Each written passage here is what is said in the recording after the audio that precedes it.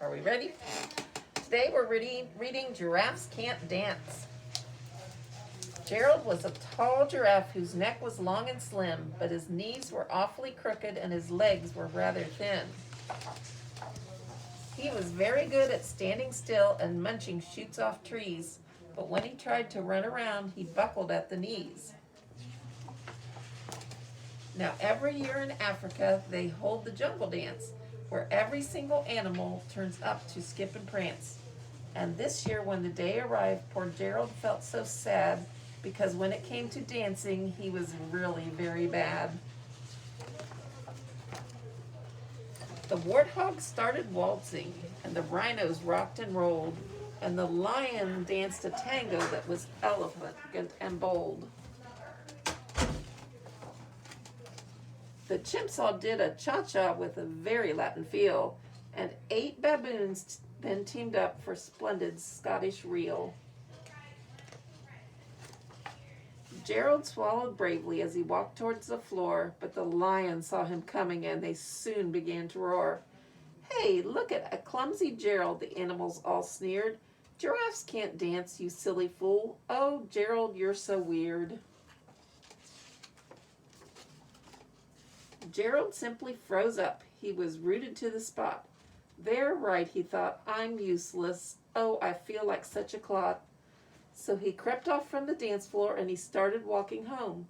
He'd never felt so sad before, so sad and so alone.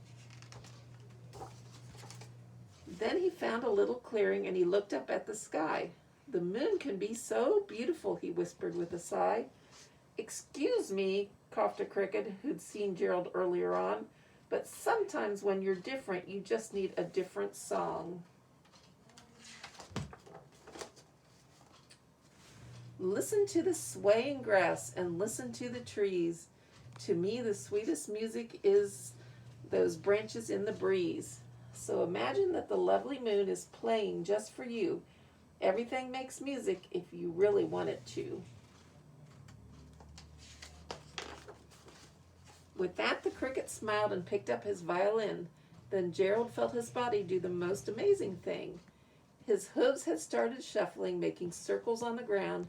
His neck was gently swaying and his tail was swishing round. He threw his legs out sideways and he swung them everywhere. Then he did a backward somersault and leapt up in the air. Gerald felt so wonderful, his mouth was opened wide. "I'm dancing! Yes, I'm dancing! I am dancing!" Gerald cried. Then one by one each animal who'd been there at the dance arrived while Gerald boogied on and watched him quite entranced. They shouted, "It's a miracle! We must be in a dream! Gerald's the best dancer that we've ever seen." "How did you learn to dance like that? Please, Gerald, tell us how." But Gerald simply twirled around and finished with a bow. Then he raised his head and looked up at the moon and stars above. "We all can dance," he said, "when we find music that we love." The end.